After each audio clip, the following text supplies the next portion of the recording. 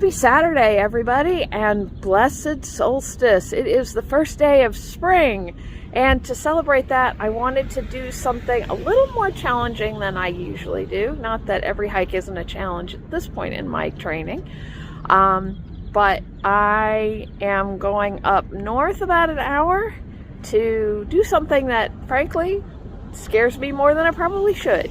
But let's get on the road, and I'll tell you more about it when we get there.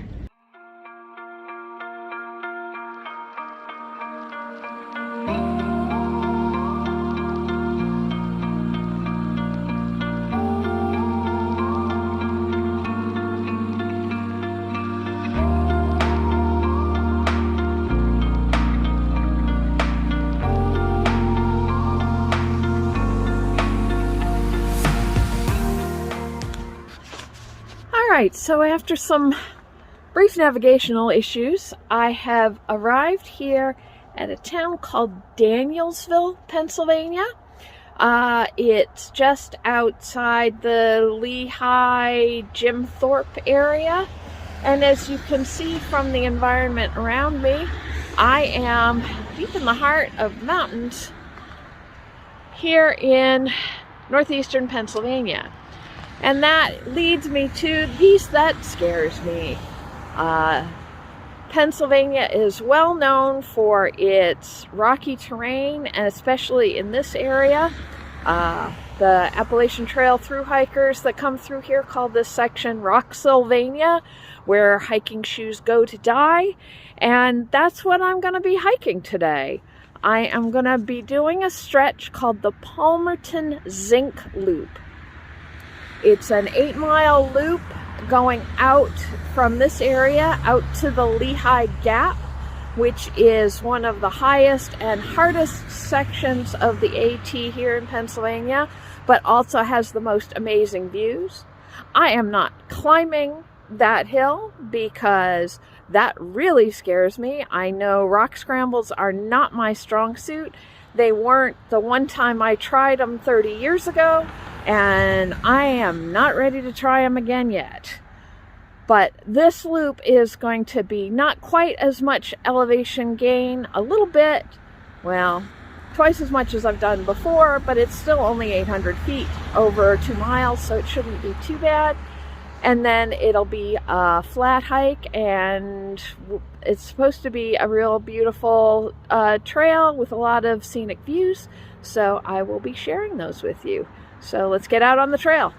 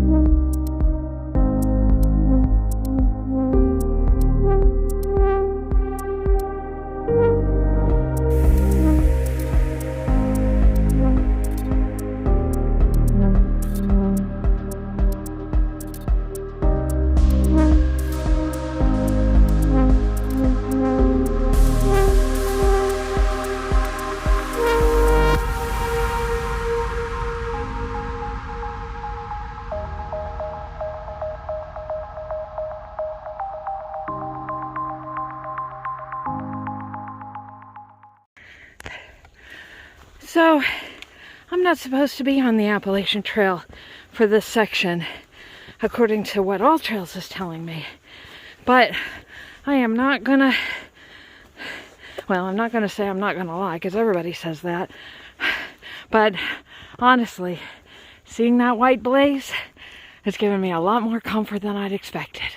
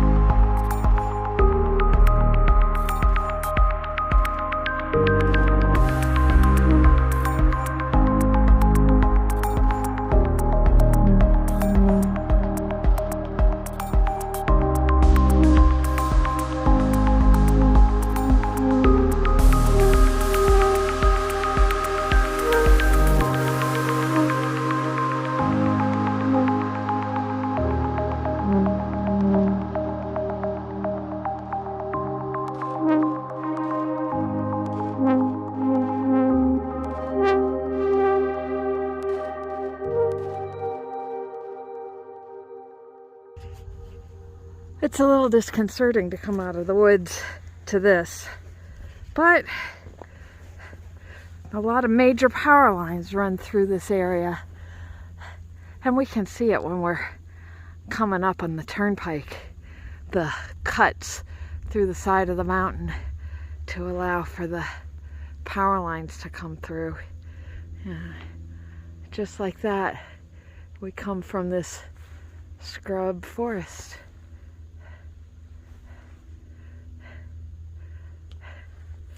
To quote-unquote civilization.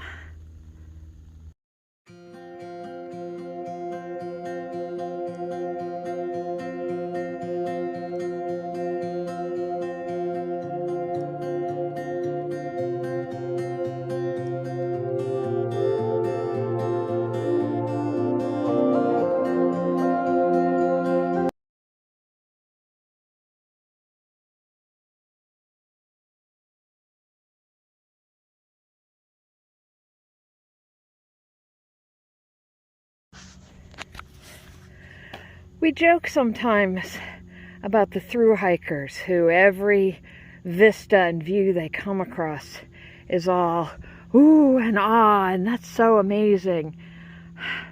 But standing here, I kind of get it. And you can't see it in the video because the frame is too narrow. But standing here and being able to see basically horizon to horizon, our world is so narrow, hemmed in by roads and buildings and time constraints. And standing here, it's just open and huge. It's, even with all the towns and factories and whatnot down there, it's still amazingly huge.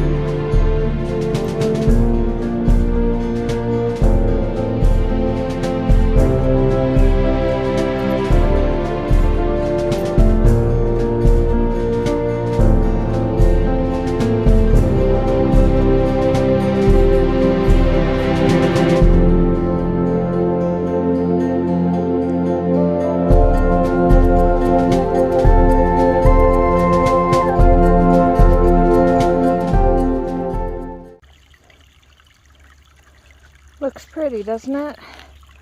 Pretty little stream winding its way down the mountain. There's just one problem with it.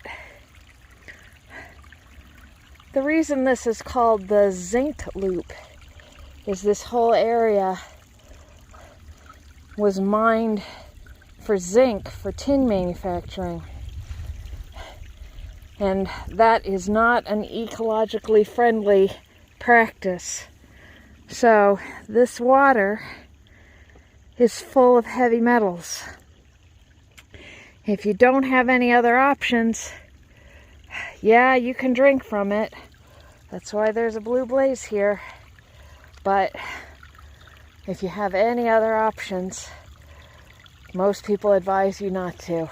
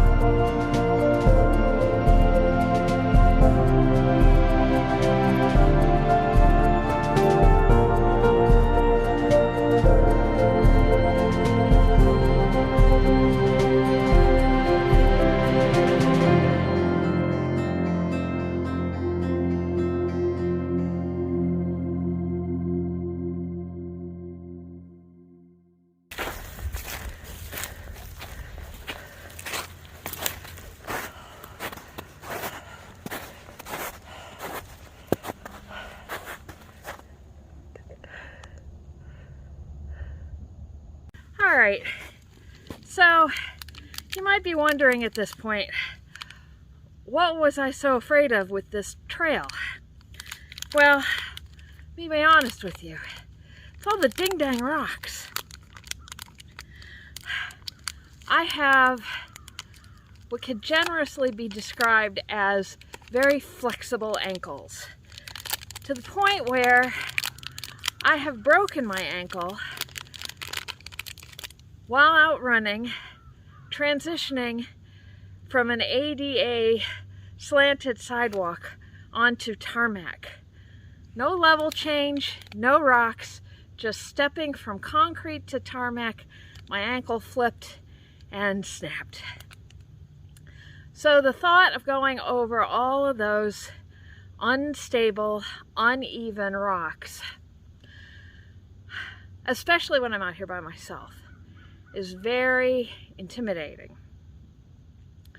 I know Deb and Nikki are out looking to invest in trail runners for their hiking because they don't need the extra weight of having a full boot.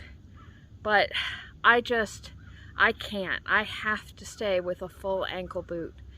I have felt probably 4 or 5 times today, times when my ankle wanted to go over and the only thing that kept it from doing it was the collar of my boot. So I'm feeling better about it. It's very slow going. Yeah.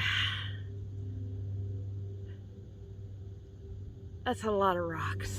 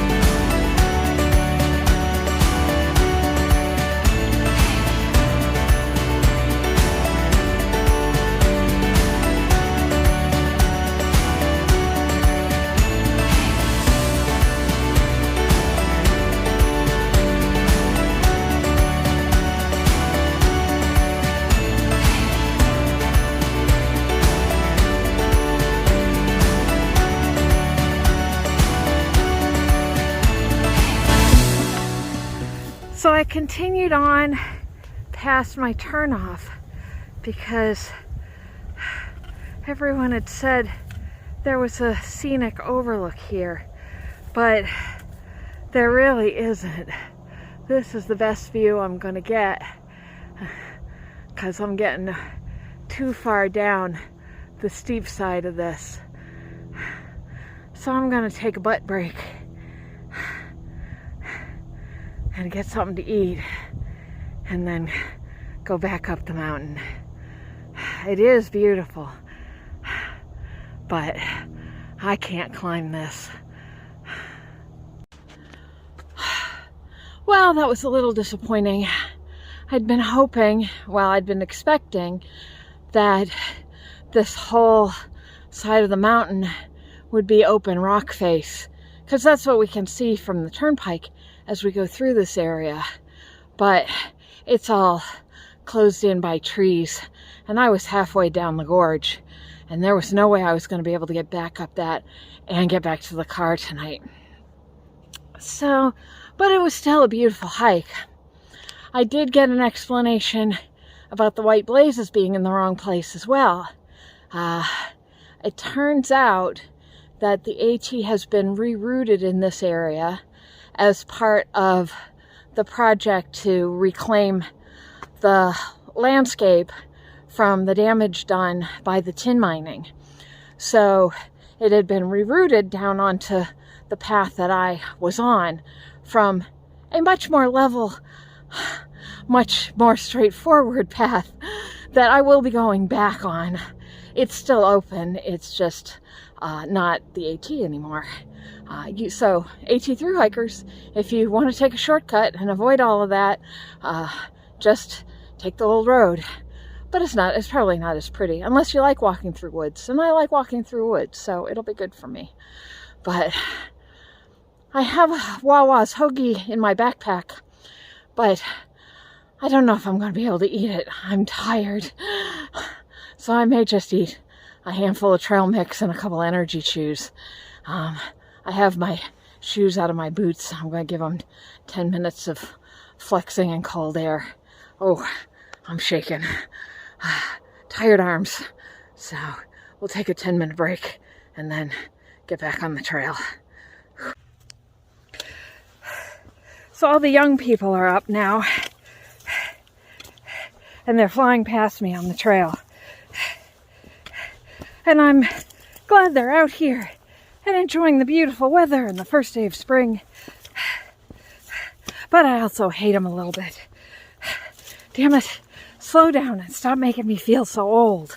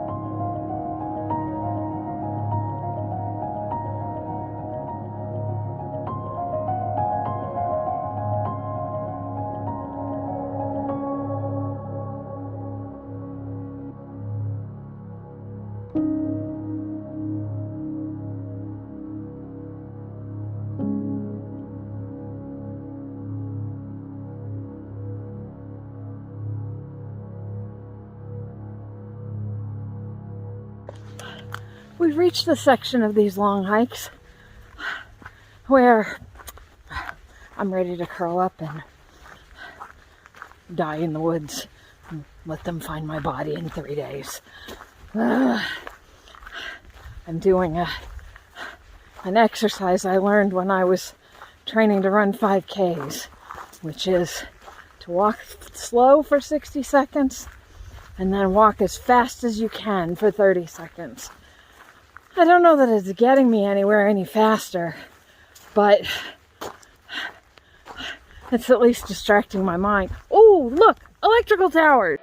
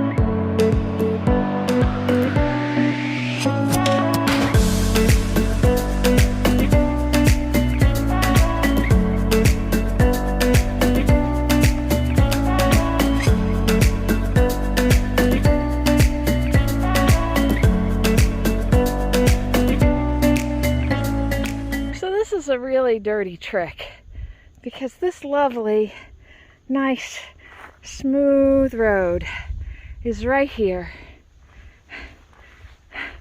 And right over there on that rock pile is the stony path that I walked over coming out. It's not even 100 yards. It's right there. That's just mean.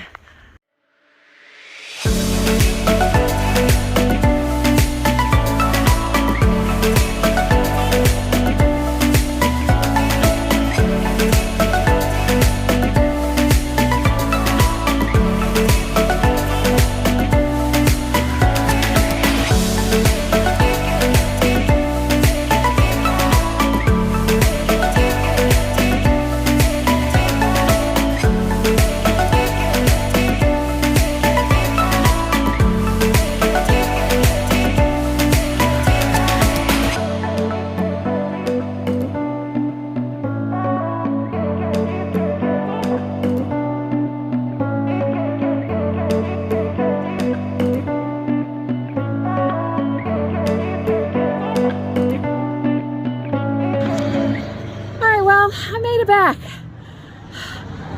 The All Trails tracker is telling me I did 8.3, but I clipped a couple of corners, so I'm gonna say it's at least 8.5.